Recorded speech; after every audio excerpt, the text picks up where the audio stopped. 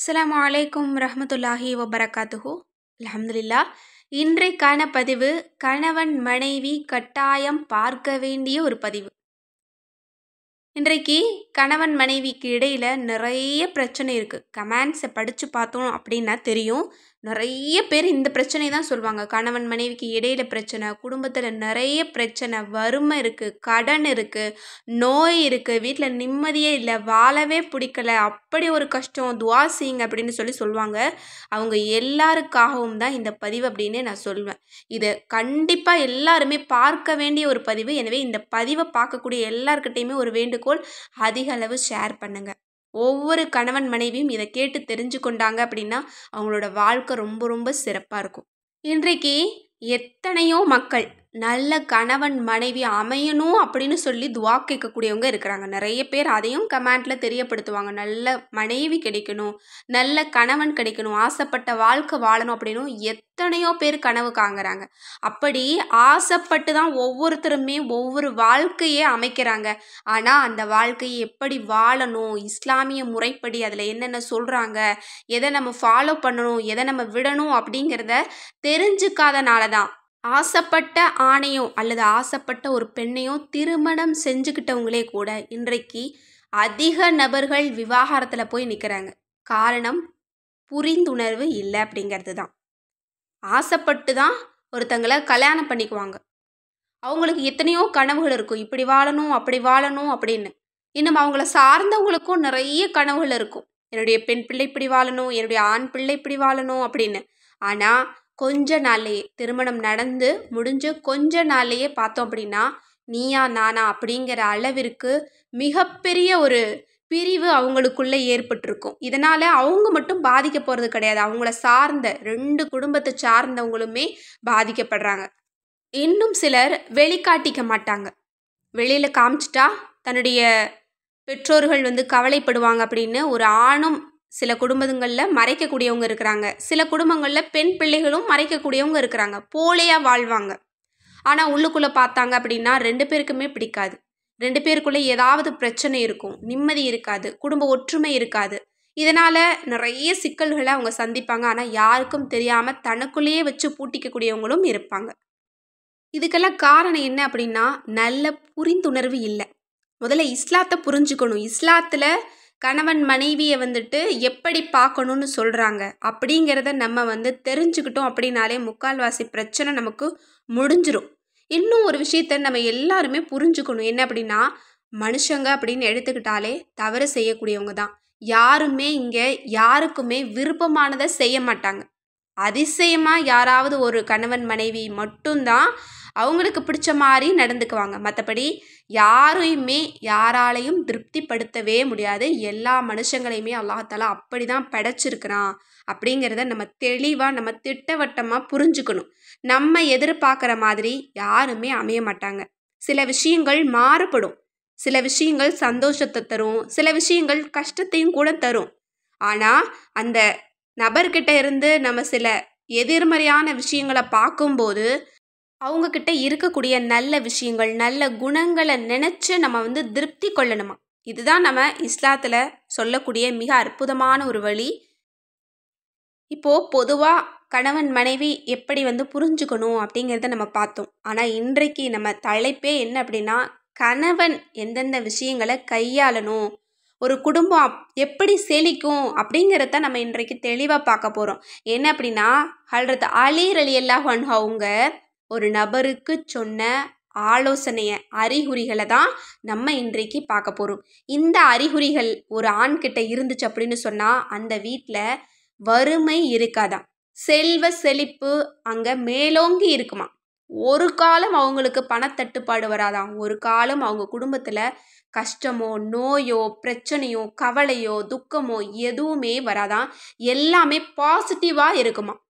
இந்த காலத்தில் எவ்வளவோ கண்டுபிடிப்புகளில் பாசிட்டிவ் இன்னும் நெகட்டிவ் அப்படின்னு சொல்லி எத்தனையோ விஷயங்களை கண்டுபிடிக்கிறாங்க. ஆனால் எத்தனையோ ஆயிரக்கணக்கான வருஷங்களுக்கு முன்னாடியே நமது ரசூலுல்லாஹி ஸல்லல்லாஹு அலைஹி வஸல்லம் அவங்க வாழ்க்கை எப்படி வாழ்ந்தா நம்ம ராகத்தாக இருக்கலாம், பாசிட்டிவ் எனர்ஜியோடு இருக்கலாம் அப்படின்னு நிறைய வழிமுறைகளை நமக்கு சொல்லி கொடுத்துருக்காங்க. அப்படி சில அறிகுறிகளை ஹல்ரத் அலி ரலியல்லாஹு அன்ஹு அவங்களுக்கு சொல்லி கொடுத்தாங்க. அலி ரலியல்லாஹு அன்ஹு அவங்க யார்? நமது ரசூலுல்லாஹி ஸல்லல்லாஹு அலைஹி வஸல்லம் அவங்களுடைய மருமகன். அப்போ எந்த அளவு ஆலோசனை சொல்லியிருப்பாங்க அப்படின்னு பாருங்க. அந்த ஆலோசனையில் ஒரு சில ஆலோசனையை ஒரு சஹாபிக்கு வந்து அலி ரலியல்லாஹு அன்ஹு அவங்க கற்றுக் கொடுக்குறாங்க. அந்த ஆலோசனை என்ன அப்படிங்கிறத கட்டாயம் ஒவ்வொரு ஆண்மகனும் தெரிஞ்சுக்கணும். இன்னும் திருக்குரான்ல அல்லாஹ் தாலா பெண்களுக்கு அறிவுரை சொல்றதை விடவும் ஆண்களுக்கு அதிகமான அறிவுரைகளை அல்லாஹ் தாலா சொல்கிறான். பெண்கள்கிட்ட எப்படி நடந்துக்கணும், குடும்பத்தை எப்படி வந்து பார்த்துக்கணும் அப்படின்னு. ஆனால் இன்றைக்கு ஒரு குடும்பம் ஓடுது அப்படின்னா அதை வந்து பெண்கள் தான் ஹேண்டில் பண்ணுறாங்க. நிறைய விஷயங்களை சகிச்சுக்கிறாங்க, நிறைய விஷயங்களை பொறுத்துக்கிறாங்க, நிறைய முயற்சிகளை போடுறாங்க, அவங்களுடைய உழைப்பை போடுறாங்க. ஆனால் அந்த அளவு ஆண்கள் எஃபோர்ட் போடுறதில்ல அப்படின்னு தான் சொல்லணும். 100ல் யாராவது ஒருத்தர் 2 பேர் இருக்கலாம். ஆனால் 98% இன்றைக்கு பெண்கள்னால தான் குடும்பம் ஓடிட்டு இருக்குது. அவங்க தான் நிறைய பொறுத்துக்கிறாங்க, நிறைய உழைப்பை போடுறாங்க, நிறைய முன்னேறதுக்கான வழியை வந்து யோசிக்கிறாங்க. பிள்ளைகளை பார்க்குறாங்க, கணவனை பார்க்குறாங்க, இன்னும் அவங்க வேலைக்கு கூட போகிறாங்க. நிறைய சம்பாதிக்கக்கூடிய பெண்களும் இருக்கிறாங்க. இன்னும் ஈமான்லையும் பெண்கள் தான் அதிகமாக இருக்கிறாங்க. ஆண்கள் கிட்ட இப்போ இருக்கக்கூடிய சூழ்நிலையில் ஈமான் குறையுது. எனவே குடும்பம் நல்ல முறையாக மாறணும். எங்கள் குடும்பத்தில் கஷ்டம் இருக்கக்கூடாது, அன்பாக ஒற்றுமையாக சந்தோஷமாக வாழணும் அப்படின்னா ஆண்கள் அதிக அளவு எஃபோர்ட் போடுங்க. உங்களால் முடிஞ்ச அளவிற்கு நீங்கள் வந்து பொறுத்துக்கோங்க, அன்பு காட்டுங்க.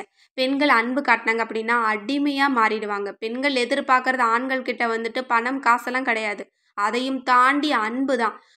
பெண்கள் ஆசைப்படக்கூடிய ஒரு பொருளை வாங்கித்தர முடியாவிட்டால் கூட நீங்கள் ஒரு சின்ன அன்பு காட்டுங்க, அவங்க அதில் மறந்து போயிடுவாங்க, விட்டுருவாங்க. இன்னும் சின்ன சின்ன வேலைகளை செய்யுங்க. அவங்களுக்கு வீட்டு வேலைகளில் வந்து உதவி செய்யுங்க. ஏன்னா நீங்கள் குறைஞ்சு போயிட மாட்டீங்க. ஏன்னா ரசூல்லாவே செஞ்சுருக்காங்க. ரசூல்லா எல்லா மனைவிமார்களுக்குமே உதவிகள் செஞ்சுருக்காங்க, வீட்டு வேலையும் கூட செஞ்சுருக்காங்க. அதனால் நீங்கள் பெண்களுக்கு வீட்டு வேலையில் உதவி செய்யுங்க. அவங்க ரொம்ப ரொம்ப சந்தோஷப்படுவாங்க, அவங்களுடைய அன்பு அதிகரிக்கும். இன்னும் அவங்களுக்கு சாப்பாடை ஊட்டி விடணும். இதுதான் வந்து ரசூல்லா எல்லா மனைவிமார்கள்ட்டையுமே செஞ்சது. இன்னும் முதல்ல சேர்ந்து உட்கார்ந்து சாப்பிடுங்க. இன்னும் அவங்களுக்கு ஊட்டி விடுங்க. ஊட்டி விடுறதுனால அன்பு அதிகரிக்குது. இது வந்து இப்போ இருக்கிற டெக்னாலஜியில் கண்டுபிடிச்சிருக்காங்க. ஆனால் எத்தனையோ ஆண்டுகளுக்கு முன்னாடி ரசூலுல்லாஹி ஸல்லல்லாஹு அலைஹி வஸல்லம் அவங்க வாழ்ந்தே காமிச்சிட்டாங்க. கட்டாயம் எவ்வளவு வயதானா என்ன, உங்களுடைய கணவன் மனைவிக்கு இடையில் இந்த ஊட்டி விடுறதை நீங்கள் வளர்த்துக்கோங்க. கட்டாயம் அன்பு அதிகரிக்கும். இப்போது ஹஜ்ரத் அலி ரலியல்லாஹு அன்ஹு அவங்க ஒரு சஹாபிக்கு சொன்ன அழகான ஒரு வார்த்தை, இன்னும் கணவன் மனைவிக்கு இடையில் இருக்கக்கூடிய பிரச்சனைகளை தீர்க்கக்கூடிய ரகசியமான அம்சம், ஒரு நல்ல கணவனுக்கு இருக்க வேண்டிய அறிகுறிகள், இதை நம்ம வந்து சுருக்கமாக நம்ம பார்க்கலாம். ஒரு சம்பவத்தோடு பார்க்கலாம். அதாவது ஹஜ்ரத் அலி ரலியல்லாஹு அன்ஹு அவங்க காலத்தில் ஒரு நபர் இருந்தாங்களாம், ரொம்ப ஈமான்தாரியாம். அதாவது முதல் சஃப்பில் பாங்கு சொன்ன உடனே பள்ளிவாசலுக்குள்ளே இருக்கக்கூடிய ஒரு மனிதர், முதல் சஃப்லையே தன்னுடைய வாழ்க்கையை வந்து கழித்த ஒரு மனிதர். அதாவது தொழுகையை கலா செய்ததாக சரித்திரம் கிடையாது, அந்த அளவிற்கு ஒரு ஈமான்தாரியான ஒரு மனிதர். அவர் தினமும் ஹஜ்ரத் அலி ரலியல்லாஹு அன்ஹு அவங்களுக்கு பின்னாடி நின்று தொழக்கூடியவங்களாக இருந்திருக்காங்க. அவருக்கும் பள்ளிக்கும் ரொம்ப நெருக்கம் இருந்திருக்கு. இப்படி இருக்கையில் சில நாள் பார்த்தா அவரை காண, அந்த மனுஷன் என்ன ஆனாருன்னே தெரியல. நாட்கள் மாதமாயிருக்கு, மாதம் வருஷமாயிருக்கு, அந்த நபரை காணவே இல்லை. ஹஜ்ரத் அலி ரலியல்லாஹு அன்ஹு அவங்களும் சில நாள் அவங்கள பற்றி தேடி விசாரித்து பார்த்துட்டு விட்டுட்டாங்க. இப்படியே போயிட்டு இருக்கும்போது ஒரு நாள் ஹஜ்ரத் அலி ரலியல்லாஹு அவங்க வந்து ஒரு நீண்ட பயணத்தை வந்து தொடங்குறாங்க. அப்போ பயணத்தின் போது ஓய்வு எடுப்பதற்காக ஒரு வீட்டுக்கு அருகில் வந்து தங்குறாங்க. அதாவது ஒரு சுவருக்கு பின்னாடி ஒரு திண்ணை போல் இருக்குது, அந்த இடத்துல உட்காந்துருக்காங்க. முந்தி இருக்கக்கூடிய வீடுகளில் திண்ணை வச்சு கட்டியிருப்பாங்க. இந்த மாதிரி வழிப்போக்கர்கள் வந்து அமரட்டும் அப்படின்னு சொல்லி. இந்த காலத்து அதெல்லாம் கிடையாது. அந்த மாதிரி ஒரு திண்ணையில் படுக்கும்போது ஒரு வீட்டுக்குள்ளே இருந்து பயங்கரமான சத்தம் வருது. ஒரு பெண் வந்து ரொம்ப அழறாங்க, ஒரு வேதனையோட ஒரு குரல் கேட்குது. ஒரு ஆண் வந்து கத்திட்டு இருக்காங்க. தன்னோட மனைவியை வந்து தகாத வார்த்தையை கொண்டு திட்டுறாங்க. நீ என் வீட்டுக்கு வந்த முதல் நாளே என்னுடைய குடும்பம் நாசமாயிருச்சு, என்னோட வாழ்க்கை நரகத்தில் போய் முடிஞ்சிருச்சு, நீ தான் கெட்ட சகுனம், நீ தான் மூதேவி அப்படிங்கிற வார்த்தையெல்லாம் வெளிவருது. இதை கேட்டு அலி ரலியல்லாஹு அவங்களுக்கு வந்து ஆச்சரியம் தாங்க முடியலை. அப்படி இருக்கும்போது திடீர்னு அந்த கதவை தட்டுறாங்க. தட்டும்போது திறக்கக்கூடிய அந்த மனிதரை பார்க்கும்போது அலி ரலியல்லாஹு அவங்களுக்கு ஒரே ஆச்சரியம். அதாவது முன் சஃப்பில் நின்று தொழக்கூடிய ஒரு மனிதராக இந்த வார்த்தைகளை பேசியது அப்படின்னு சொல்லி அவங்க ரொம்ப ஆச்சரியப்பட்டு போனாங்க.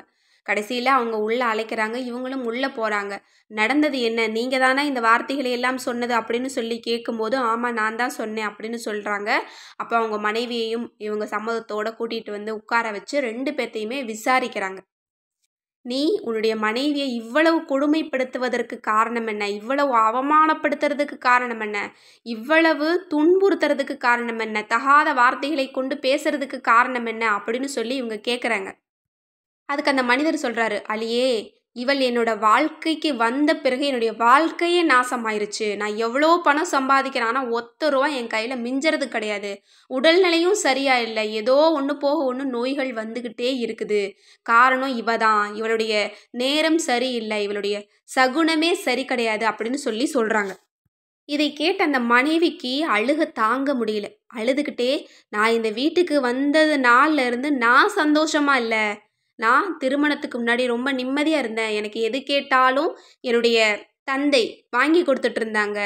எனக்கு என்ன பிடிக்கும் பிடிக்காதுன்னு என்னுடைய தந்தை பார்த்து பார்த்து செஞ்சாங்க. ஆனால் இந்த வீட்டில் என்ன பார்க்கறதுக்கு ஆள் இல்லை. இவர் அப்படி இல்லை.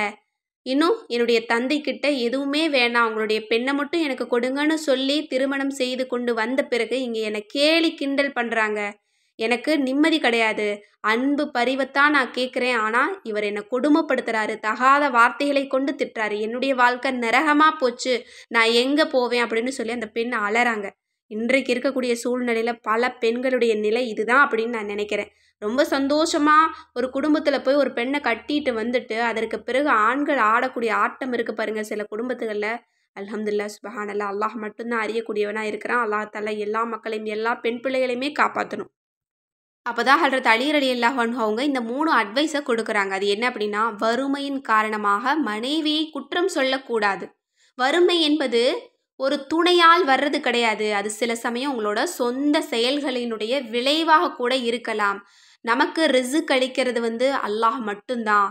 இன்னும் நம்முடைய நடத்தை, நம்முடைய குணம், நம்முடைய வார்த்தைகள் மட்டும்தான் இதை தீர்மானிக்குது அப்படின்னு சொல்லி சொன்னாங்களாம். இதிலிருந்து நமக்கு என்ன தெரியுது அப்படின்னா, நம்முடைய எண்ணங்கள் தான் பிரதிபலிக்குது. நம்முடைய எண்ணங்களும் குணங்களும் சரியாக இருந்துச்சு அப்படின்னு சொன்னால் வறுமை வராதாம். முதல்ல எல்லா கணவன்மார்களும் இதை தெரிஞ்சுக்கணும். அடுத்தது, மனைவி முன்னாடி கணவன் குரலை உயர்த்தவே கூடாதாம். இதெல்லாமே ரொம்ப புதுசாக இருக்குது நம்ம எல்லாருமே கேட்குறதுக்கு. ஏன்னா இன்றைக்கு கணவன் சத்தம் போடாத வீடுகள் கிடையாது அப்படின்னு தான் சொல்லணும். இன்னும் மனதளவில் உடலளவில் துன்புறுத்தக்கூட செய்கிறாங்க. மேலும் இந்த மாதிரி தகாத வார்த்தைகளை கொண்டு மனைவியை பேசுனாங்க அப்படின்னா அந்த இடத்துல அல்லாஹ்வினுடைய அருள் இறங்காதான். தகாத வார்த்தையை கொண்டு துன்புறுத்தக்கூடிய மனிதனுக்கு அல்லாஹ் தஆலா வெற்றியை ஒருபோதும் தரமாட்டானா. இன்னும் மனைவியை ஒரு பாரமாக நினைக்கக்கூடாது. அல்லாஹ்வினுடைய ஒரு பொறுப்பு, அல்லாஹ் உங்களுக்கு கொடுத்த அருட்கொடையாக நினைக்கணும். இதை பற்றி ஒரு குர்ஆன் வசனம், மனைவியுடன் நற்பண்புடன் வாழுங்கள், அவர்களை வெறுப்பீர்களானால் அல்லாஹ் அதிலேயே உங்களுக்கு நல்லதை கொண்டு வரலாம். அதாவது மனைவி கிட்ட இருந்து நீங்கள் எதிர்மறையான விஷயங்களை நீங்கள் பார்த்தா கூட அதில் கூட உங்களுக்கு நல்லது அல்லாஹ் தஆலா வச்சிருப்பான் அப்படின்னு சொல்லி அல்லாஹ்வே தனது திருக்குர்ஆனில் சொல்கிறான். எனவே பொறுமையை கையாளுங்க. இரண்டாவது விஷயம், வீட்டில் எப்போதுமே சண்டை போடவே கூடாது. எப்போதுமே ஒருத்தருக்கு ஒருத்தருடைய மனதை கஷ்டப்படுத்திக்க கூடாது. அமைதி இல்லாத இடத்துல அல்லாஹ்வினுடைய அருள் இறங்காதாம். அந்த இடத்துல பகை மட்டும்தான் வரும். பகை வந்துச்சு என்ன அப்படின்னா ஷைத்தான் அந்த இடத்துக்கு வந்துடுவான். எனவே உங்கள் மனைவி கிட்டையோ கணவன் கிட்டையோ மன்னிக்கிறத நீங்கள் கற்றுக்கோங்க, மன்னிச்சிடுங்க. இன்னும் அவங்க மேலே அன்பு காட்டுங்க. அடுத்தது மூன்றாவது விஷயம், அல்லாஹ்வுக்கு எதிரான செயல்களை நம்ம செய்யக்கூடாதாம். ஏன்னா இந்த மனுஷர் முன் சஃப்லையே நின்று தொழக்கூடியவர். இப்போ கொஞ்ச நாளாக காணலை இல்லை, அதனால் அலி ரலியல்லாஹு அவங்க இப்படி அட்வைஸ் பண்ணுறாங்க. தொழுகையை நீங்கள் விடுறனால, பாவங்களை செய்யறனால ஷைத்தான் இந்த இடத்துக்கு வந்துடுறான். உங்களுடைய வீட்டில் ஷைத்தான் இருக்கும்போது அங்கே அமைதி இருக்காது, அல்லாஹ்வினுடைய அருள் இறங்காது.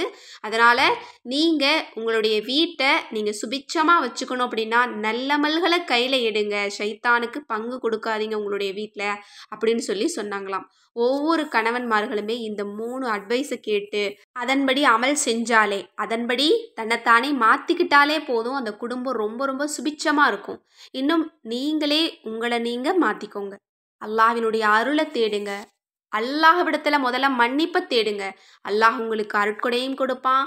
இன்னும் நீங்கள் விரும்பக்கூடிய ஒரு விஷயத்தையும் உங்களுக்கு கொடுப்பான். இன்னும் திருமணத்தை ஒரு பாரமாக பார்க்காம ஒரு புனித உறவா, நமக்கு கிடைச்ச ஒரு பொக்கிஷமா, அல்லாஹ் நமக்கு கொடுத்த ஒரு வாய்ப்பாக நம்ம பயன்படுத்திக்கணும். அன்பு, சகிப்புத்தன்மை, பரிவு, இன்னும் இரக்கம், இன்னும் நம்பிக்கை, மன்னிக்கிறது, இதை எல்லாத்தையுமே நிலைநாட்டணும். கண்டிப்பாக இந்த மாதிரியான ஒரு கணவன் கிடைச்சாங்க அப்படின்னா பெண்களுக்கு லக்கு தான். அதிர்ஷ்டமான ஒரு பெண்களாக தான் இருக்க முடியும். எனவே தொழுகையை ஒவ்வொரு கணவன்மார்களும் நேரத்தில் தொழுதுருங்க. இன்னும் உங்களோட வார்த்தையில் கண்ணியத்தை மேற்கொள்ளுங்க, அன்போடு நடந்துக்கோங்க. இன்னும் வீட்டில் வறுமை இருந்தாலும் கஷ்டம் இருந்தாலும் இதயத்தில் அமைதி இருந்தால் அதுதான் உண்மையான பரக்கத். அல்லாஹ் தஆலா நம் இல்லங்களை அருளால் நிரப்பி வழிந்தோட செய்யட்டும். இன்னும் நல்ல கணவனை, அல்லாஹ்வை தொழக்கூடிய, இன்னும் அன்பான வார்த்தைகளை பேசக்கூடிய நல்ல கணவனை எல்லா பெண்களுக்குமே அல்லாஹ் தஆலா கொடுத்து எல்லா பெண்களுக்கும் இனிமையான வாழ்க்கையை கொடுக்கட்டும். ஆமீன் என்று கூறி இந்த பதிவை நிறைவு செய்கிறேன். மேலும் இந்த பதிவை பார்க்கக்கூடியவங்க இது யூஸ்ஃபுல்லாக இருந்துச்சு அப்படின்னு நினச்சிங்க அப்படின்னா உங்களை சார்ந்த நபர்களுக்கு ஷேர் பண்ணுங்கள். அதற்கான நற்கூலியை அல்லாஹ் தஆலா நம்ம அனைவருக்குமே தருவான். இதனால் நம்ம குடும்பத்தில் அல்லாஹ் தஆலா சந்தோஷத்தையும் நிம்மதியையும் கொடுப்பான். அஸ்ஸலாமு அலைக்கும் வரஹ்மத்துல்லாஹி வபரகாத்துஹு.